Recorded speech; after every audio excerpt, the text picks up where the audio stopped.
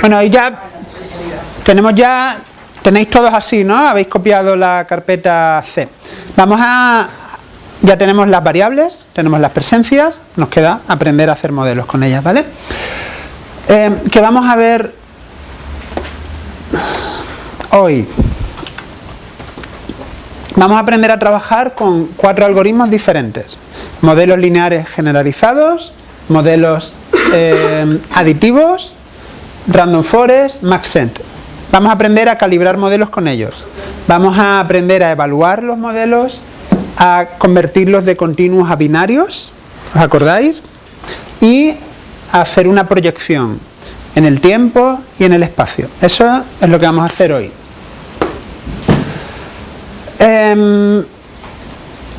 Vamos a abrir RStudio y vamos a abrir el script 2 modelos R.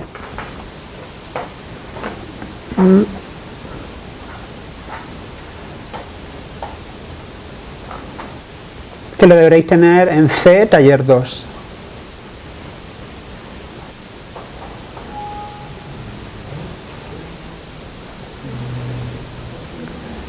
Cerráis el proyecto anterior, borráis si tenéis RStudio encendido, limpiamos el espacio de trabajo, reiniciamos R y abrimos el script. O si no, apagáis y encendéis RStudio de nuevo, da igual. Taller 2, 2 modelos R.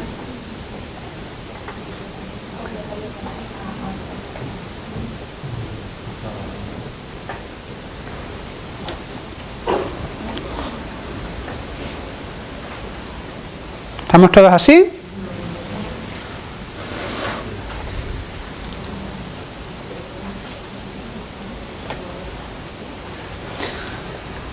Vale, mientras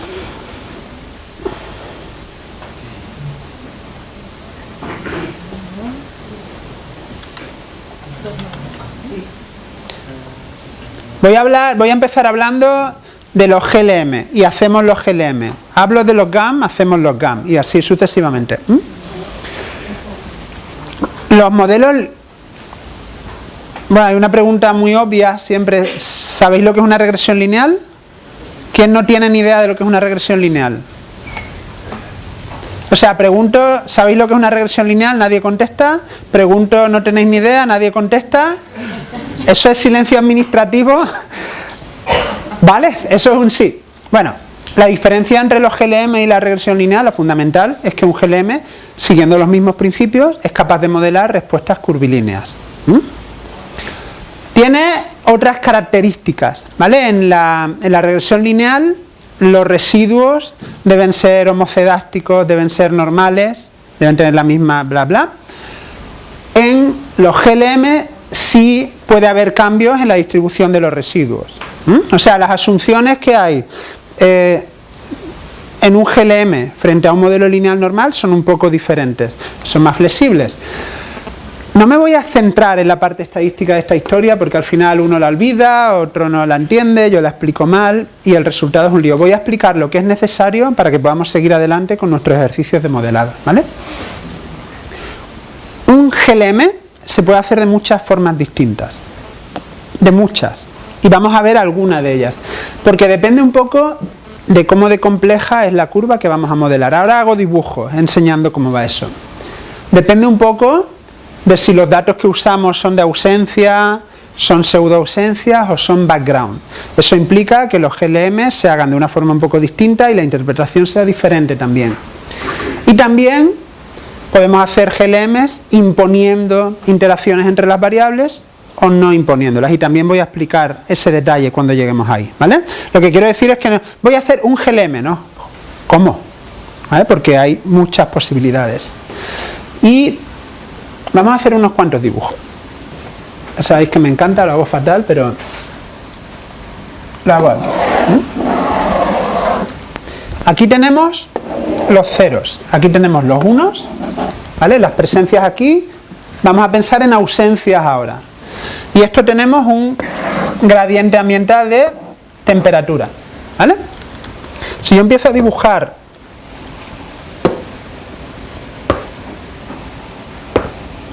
Los ceros, vamos a suponer un 0, otro 0, otro 0 y otro 0, ¿vale? En esta parte del gradiente ambiental no hay presencia.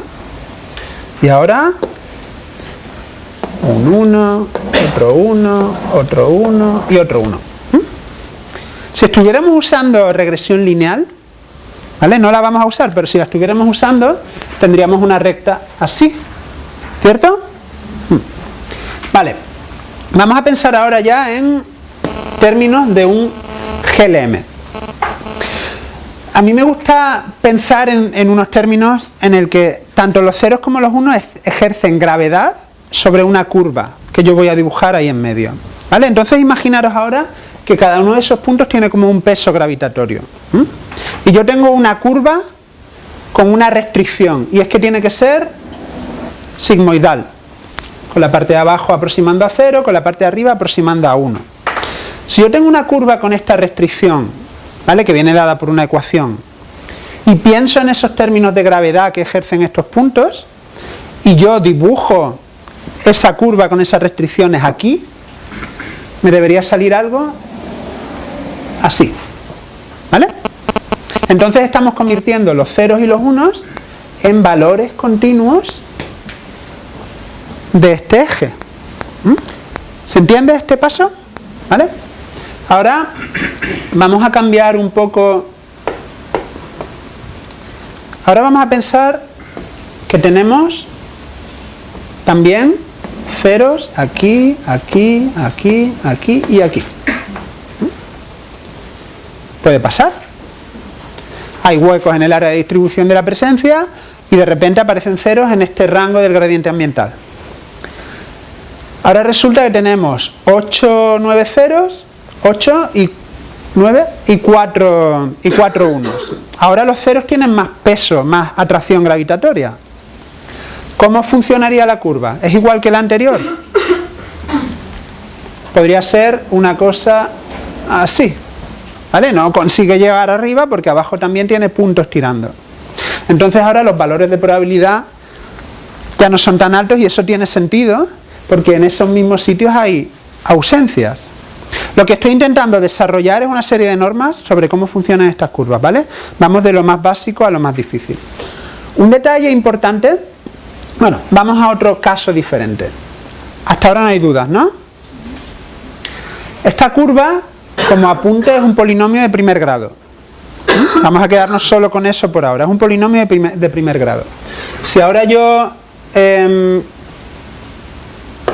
vuelvo atrás, vamos a dejarlo así y vamos a hacerlo así. ¿Cómo sería la curva ahora? Aproximadamente, ¿eh? Estamos...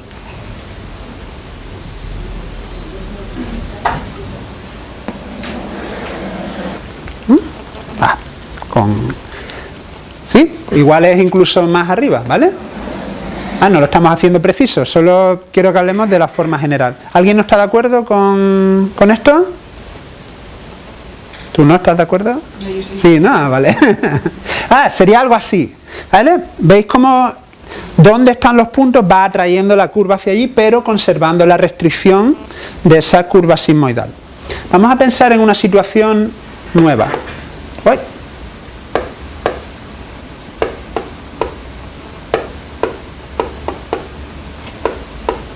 Vamos a pensar en una situación en la que tengo y tengo, ¿vale? Esto puede ser muy normal, ¿no? Tenemos una zona de muy baja temperatura donde la especie no está, un óptimo, y una de muy alta temperatura donde la especie no está. ¿Qué pasa con la curva de antes? Por aquí iría así, ¿no? En algún momento empezaría a subir. Pero también tenemos estos aquí. ¿Y la curva puede bajar? No, porque tiene esa restricción de ser sigmoidal. Es un polinomio de primer grado. ¿Vale? ¿Esto representa la realidad? No. Luego, esta curva simodal se llama logística. Y cuando tú haces un GLM con una distribución de valores de unos y ceros en la variable respuesta, que se llama binomial, es lo que se hace por defecto. Sin embargo, este tipo de casos, que es muy normal cuando analizamos la distribución de especies, no queda cubierto por curvas logísticas con un solo polinomio de primer grado. ¿Qué hacemos en ese caso? Usamos dos curvas logísticas juntas, un polinomio de segundo grado. Entonces, si usamos dos curvas logísticas, podemos hacer esto. Y ahora, si tenemos otra curva logística para poner ahí, podemos hacer esto. Y esto ya representa la realidad. Mejor que la anterior, ¿verdad? Esa es la diferencia que hay entre usar una logística normal, que es un polinomio de primer grado, y una logística como esta, que es un polinomio de segundo grado. Uno aquí y otro aquí. Son como dos modelos matemáticos diferentes dentro del mismo. Uno para una parte de los datos y otro para otra parte de los datos. ¿Sí? Ahora vamos a pensar en términos de... Esto eran ausencias y esto eran presencias. Vamos a pensar en términos de background. ¿Vale? Vamos a pensar en términos de background. Y ya aplicando también curvas con polinomios de segundo grado. ¿Vale? Estamos avanzando. Luego lo vamos a ver todo en el código de R, igual que lo estoy haciendo aquí, pero quiero que entendáis cómo va la historia. Vamos a pensar en background, y en background tenemos muchos puntos por aquí, ¿vale? Muchos. Que el tamaño de la mancha sea como una muestra de la cantidad de puntos que hay, ¿vale? Unos pocos menos por aquí y otros muchos por aquí. Vamos a suponer que esa es la situación. Y ahora a estos 4 puntos le vamos a dar un peso total de 1 y a todos estos puntos les vamos a dar un peso total de 1. De forma que aquí cada punto vale 0,25 y aquí cada punto vale 1 partido del número de puntos. Y así equilibramos la fuerza gravitatoria que ejercen los dos conjuntos de puntos sobre la curva que vamos a dibujar. En este caso, ¿cómo sería la curva?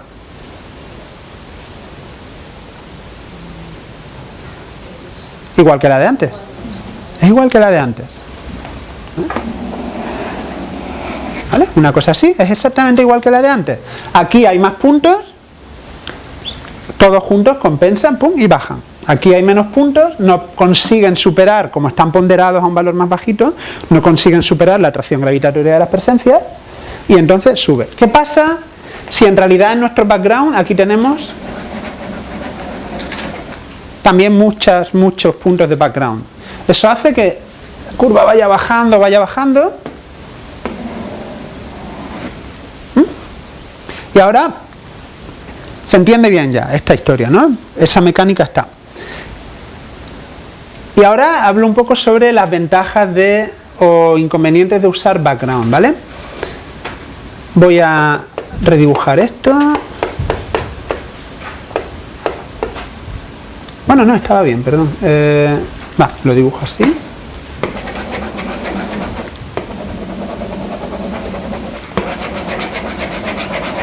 ¿Vale? La cantidad de rosa representa la cantidad de sitios que hay en mi territorio de trabajo con estos valores de temperatura, que son muchos más que los sitios que tienen estos valores de temperatura, que son muchos menos que estos y estos. O sea, esto está representando un poco la probabilidad que hay en el territorio. Vamos a dibujarlo un poquito mejor. ¿Vale? Esta es la probabilidad que hay de encontrar en el territorio este valor de temperatura. Esta es la que hay para este y esta es la que hay para este. Es decir, hay un conjunto de valores que son raros en mi territorio de trabajo. Son raros, ¿verdad? Todo este rango de aquí es mucho menos frecuente que aquí y aquí. Y resulta que la especie está justo en los que son raros.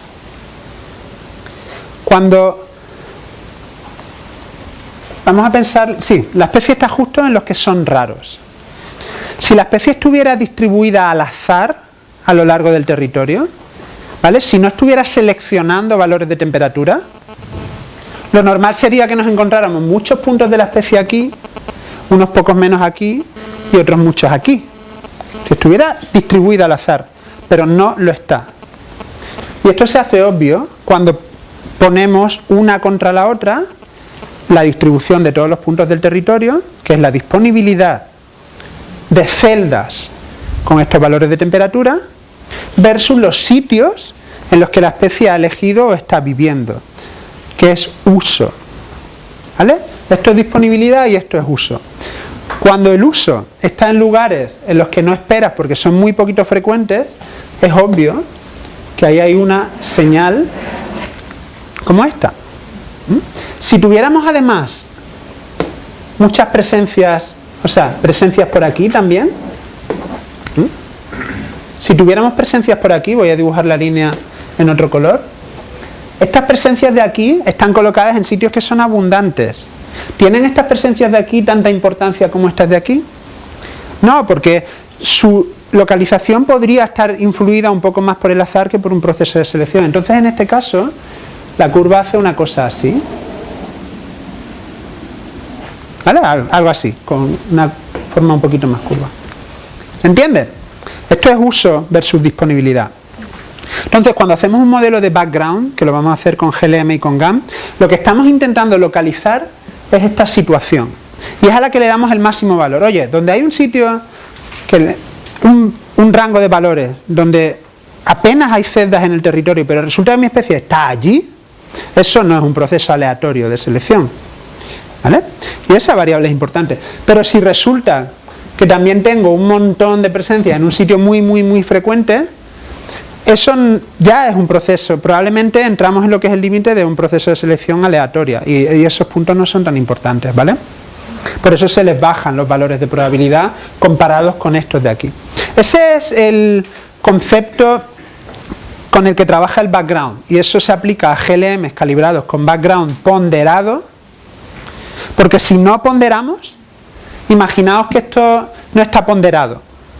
¿Cómo sería la línea si no está ponderado? Sería una cosita tal que así. ¿Vale? Porque todo el background tiene mucha capacidad gravitatoria para traer la curva. Por eso hay que ponderar. Entonces, cuando trabajamos con background ponderado en GLM, estamos haciendo justo esto. Buscar lugares en los que la probabilidad de uso es muy alta comparada con la disponibilidad.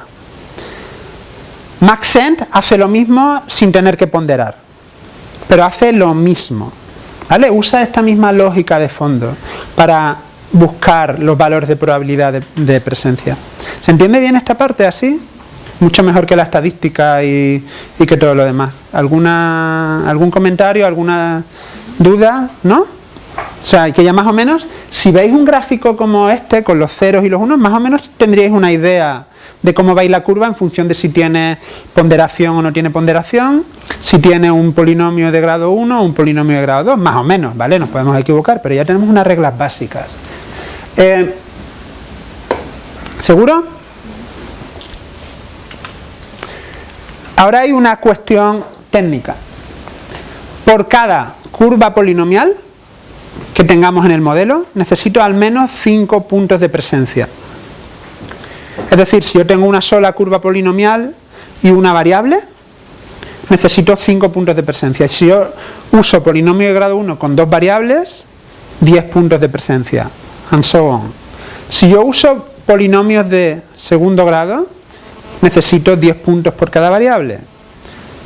Y así sucesivamente. Es decir, si yo tengo una especie con solo 15 presencias, o bien utilizo 3 variables con polinomios de grado 1, con lo que igual no estoy representando bien el nicho, o bien utilizo solo una variable con un polinomio de grado 2. ¿Me explico? Hay un límite en el número de parámetros que podemos incluir en un modelo. Cada curva, cada polinomio es un parámetro. Cada variable es otro. No puedo tener más parámetros que puntos. Y la relación es esa, 5 a 1. 5 a 1 por parámetro. ¿Vale? Esto es una aproximación. Entonces, cada curva polinomial por variable es 5. ¿Vale? ¿Sí? Luego, cuando trabajamos con muy poquitas presencias, es un problema. No podemos hacer modelos con muchas variables y todas con polinomios de segundo grado, ¿vale? Es una restricción técnica. Vale, pues ahora nos vamos a ir al código.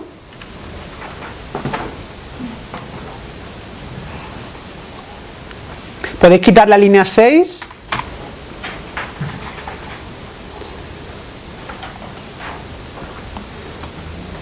Vale. Vamos a instalar... un momento. Antes de hacer nada, darme un segundo. Vale. Vamos a quitar la línea 22. No vamos a instalar esa librería. Voy. Donde pone Install Packages 3, esa no la vamos a instalar, ¿vale? Pero vamos a instalar Random Forest. Y vamos a quitar también Party. Nos quedamos solo con Random Forest y MGCV. Perdón, es que ayer estuve editando y simplificando y hay dos librerías que ya no nos hacen falta. Random Forest y MGCV. Vamos a instalarlas, debe ser más o menos rápido. Y ahora para arrancar la sesión, es decir, para empezar vamos a cargar esas librerías más Dismo y más Plotmo. Unas funciones que os he preparado para hacer un par de operaciones. Y ahora, en previsión de que algunos no funcionara, yo tengo aquí preparado ya lo que hemos hecho con las variables y las presencias. Lo descargamos y lo cargamos en memoria. Un momento que igual está... a ver... el argumento xdir estaba mal. Ponéis punto barra data punto, o sea, barra variables guión bajo y presencia, perdón.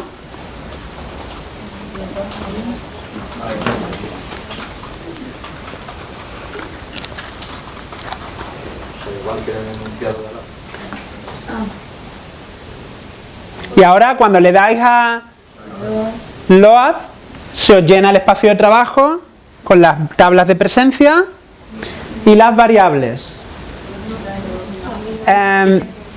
Vamos a crear carpetas para guardar los resultados. Esto no es código importante. Y vamos a empezar. Vale, vamos a hacer el primer GLM. Un GLM se calibra con la función GLM. Sencillo. Le tenemos que dar una ecuación. En nuestra tabla tenemos la columna presencia que tiene unos y ceros, ¿recordáis? Tenemos las columnas de las variables. Eso es lo que necesitamos para la ecuación. En esta ecuación yo le estoy diciendo al modelo, usa variable presencia como variable respuesta, los unos y los ceros, y como predictores úsame estas dos variables. Las he escogido al azar. Familia binomial. Nuestros datos de la columna presencia tienen una distribución binomial. Solo hay unos y solo hay ceros. Y la curva que voy a utilizar es logística. Entonces esa es la forma de decirle, hay muchas formas de hacer los GLMs y esta es la forma de decirle, oye, voy a trabajar con datos que son unos y ceros y quiero que me trabajes con curvas logísticas. Y la tabla de la que quiero sacar los datos es presencia, pseudoausencia, y esta tabla, en las presencias que tiene, todas menos las de evaluación y todas las pseudoausencias. Vale, vamos acá. Una vez haciendo yo, lo veis y ahora lo hacéis vosotros. Calibro el modelo, veo el resumen de los resultados. El resumen de los resultados da aquí los coeficientes, que es una medida del efecto que tiene la variable sobre el modelo. Y nos da la probabilidad de que ese coeficiente sea distinto de 0, ¿no? Si no me equivoco, esa era la interpretación del P. Luego, este coeficiente de aquí, a pesar de ser muy cercano a 0 por la escala de la variable, es significativo. Es decir, su efecto es más allá del que podríamos esperar por azar. El otro, en principio, no. ¿Vale? Esto de aquí es una medida de la pendiente de la relación entre los unos y los ceros que tenemos y esta variable. Y esto de aquí es una medida de cuál es la probabilidad de que esa pendiente sea mayor de 0 o menor de 0 comparado con lo esperado por azar. ¿Vale? Y aquí tenemos niveles de significación. Esto es el p-valor típico del que se habla. Y estos son niveles de significación, 0,05 sería el normal, bla, bla, bla. O sea que tenemos un valor de significación muy fuerte ahí. Por ahora, de aquí no voy a comentar nada más, aunque hay más cosas que merecería la pena, pero no es el momento. Una medida de ajuste del modelo es la desvianza explicada. Tengo una función aquí que la calcula, saca datos del objeto del GLM y con esos datos hace el cálculo. Esto más o menos viene a aproximarse al porcentaje que las variables que hemos elegido explican de los datos, ¿vale? Aproximadamente, corregido por el número de variables. Lo importante es que nos sirve para comparar distintos modelos entre sí. No es una comparación perfecta, pero si tenemos un modelo con una desvianza explicada de 0,7 y otro de 0,2, el de 0,7 es un poco mejor que el otro, eso casi seguro, ¿vale? Lo único que busco es una herramienta que nos permita comparar a ojo distintos modelos entre sí, pero no es exhaustiva. Vamos a ver la curva de respuesta. ¿Vale? Entonces, bio5, que es la variable importante, fijaos ya la forma que tiene. Es decir, tenemos un óptimo en estos valores de temperatura de verano, son 10 grados, 15 grados, 20 grados, 25 grados, y a partir de 30 grados en adelante no hay oso que valga. La otra variable, fijaos que la pendiente está casi cero, ¿vale? No nos dio significativa. Luego esta variable no la deberíamos considerar en nuestro modelo. Vamos a hacer más modelos, por eso voy rápido, iremos profundizando cada vez en una cosa diferente. Luego vamos a predecir el modelo a un mapa. Usamos la función predict con el brick de las variables, nuestro modelo. Hacemos la predicción y ahora dibujamos el mapa.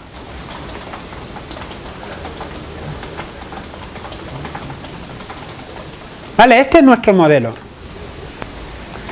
Aquí están los valores de entre 0 y 1.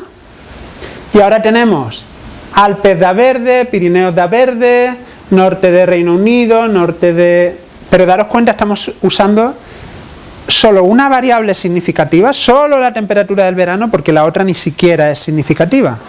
¿Vale? Entonces, si nosotros dijéramos, explica la distribución potencial del Ursus Arctos en función de la temperatura media máxima del verano. Esto es lo que nos da el GLM, ¿vale? Con una sola variable. Si dibujamos encima los puntos,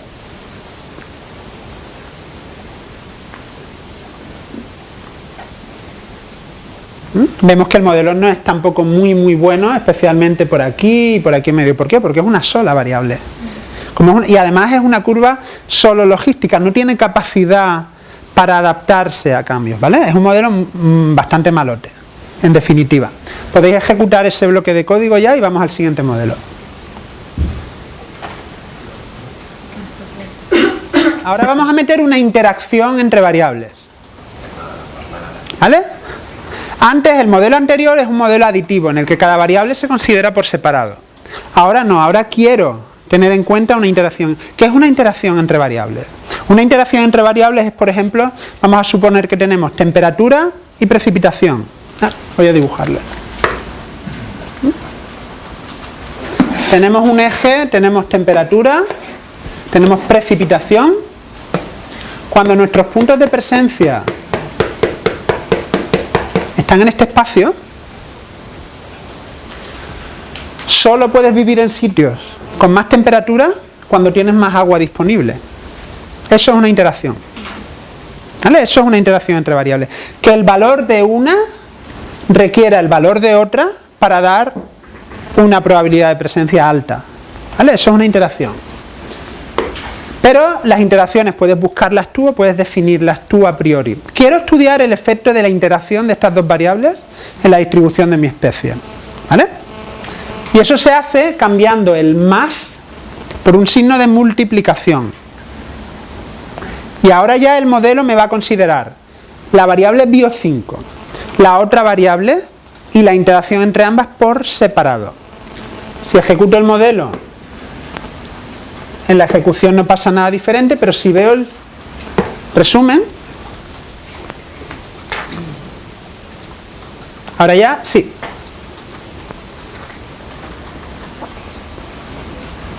Vale, ahora resulta, esta es la interacción. Resulta que la interacción sí que es significativa en este caso. Y es más, eso ha cambiado la significación de la variable que antes no era significativa. Porque resulta que frente a la importancia de la interacción, ambas son más importantes que bio5. Es decir, ha cambiado completamente el resultado del modelo. Vamos a ver. Es decir, las variables que metemos o no metemos en el modelo influyen en la importancia que tienen las otras variables. Vamos a ver la desvianza explicada. Es 25, era un poco más o menos igual que la anterior, ¿no? Era 24 y algo. Hacemos la predicción y dibujamos el mapa. ¿Vale? Este mapa no es muy diferente, pero es más complejo. Es más complejo porque en vez de 2 parámetros, solo uno de ellos significativo, tiene 3, 2 de ellos significativos. Si vemos... no hemos visto las curvas de respuesta, perdón. Plotmo.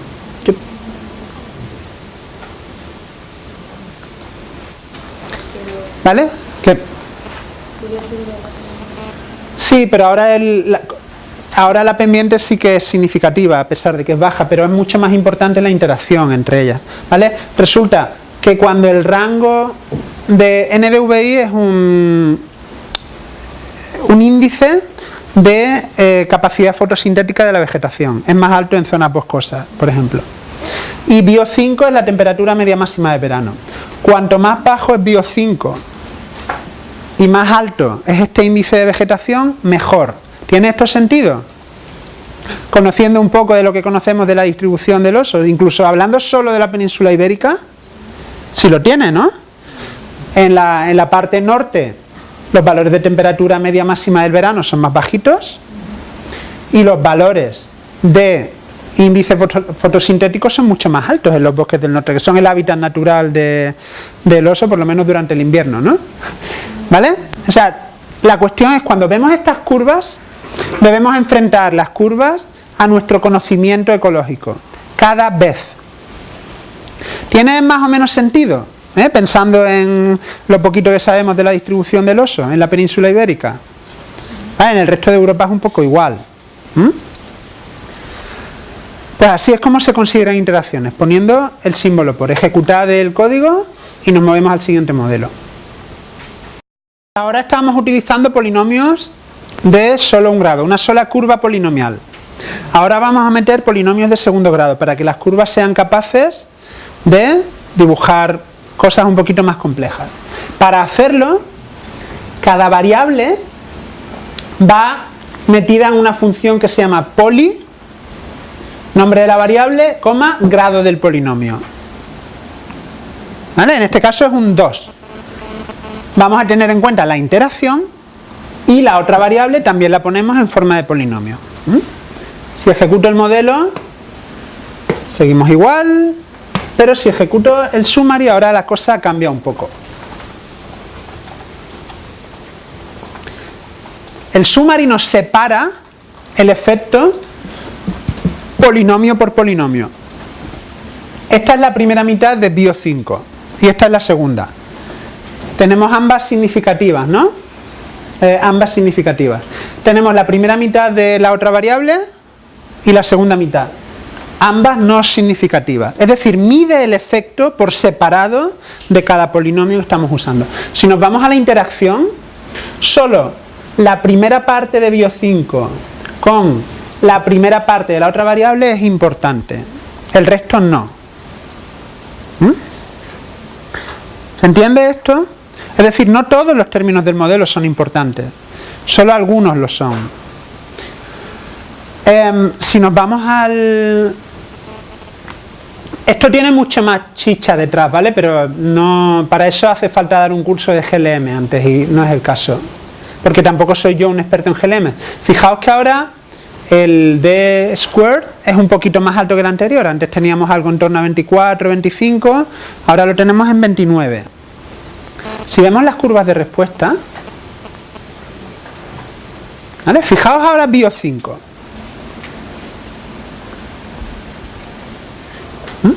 ¿Tiene sentido eso? Cuando las temperaturas de verano son muy bajas, estamos ya en sitios muy fríos y tampoco hay mucha densidad de esta especie. Densidad, de presencia. Ahora, esto se asemeja más a la idea que tenemos nosotros de lo que es un rango de tolerancia térmica para un mamífero, por ejemplo. Esto sigue siendo un lío. Y fijaos lo que hace esto aquí. Esta curva tiene mucho sentido biológico. Tenemos ahí un pliegue, es decir, cambia la tendencia de interacción entre las dos variables en un punto concreto que es básicamente en esta parte del rango de esta variable. Eso no tiene mucho sentido. O sea, porque si siguiéramos extrapolando nos llevaría a otro óptimo probablemente. No vamos a tener dos óptimos así. Esto es un problema del modelo, es un problema estadístico. Hemos metido dos polinomiales de segundo grado con interacciones. Y ahora vamos a ver en qué lío se puede convertir eso. Porque a priori puedes pensar, oye, cuantas más de segundo grado y más interacciones meta, mejor, más completo es mi modelo. Pero ya empezamos a ver algo raro aquí, ¿verdad? Lo vamos a ver mucho más raro pronto. Vamos a hacer la predicción. El plot.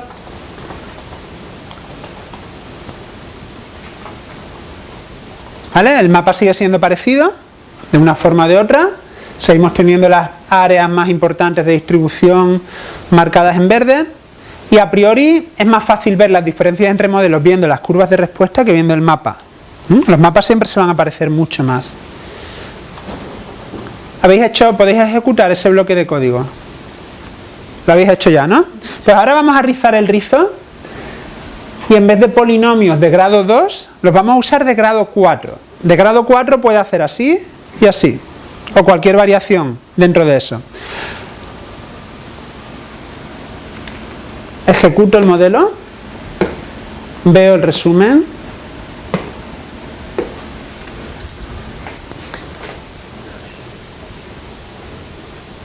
¿Vale? Tenemos ahí muchísimos términos, todas las combinaciones de términos.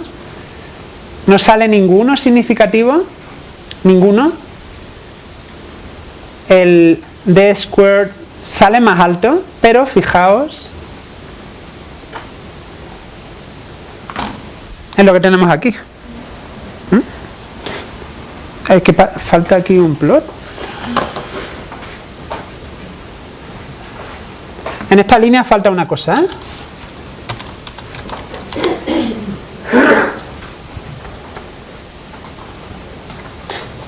Falta al 2 igual true, que es para que nos dibuje la interacción.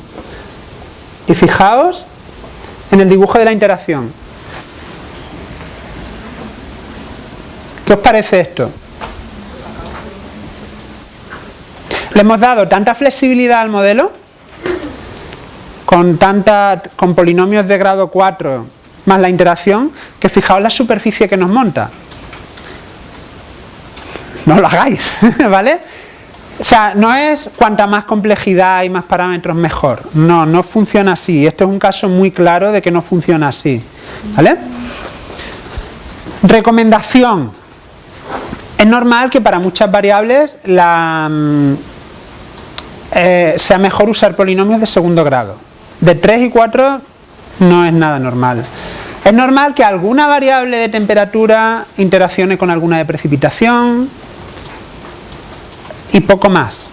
Sí que merece la pena, si estás trabajando con una sola especie, darle un vistazo a muchos modelos diferentes y ver qué va pasando cuando vas cambiando una cosa y vas cambiando la otra. Esto parecería que es ir a la deriva. No, no es ir a la deriva, es aprender qué ocurre ante cada cambio que tú haces en el modelo.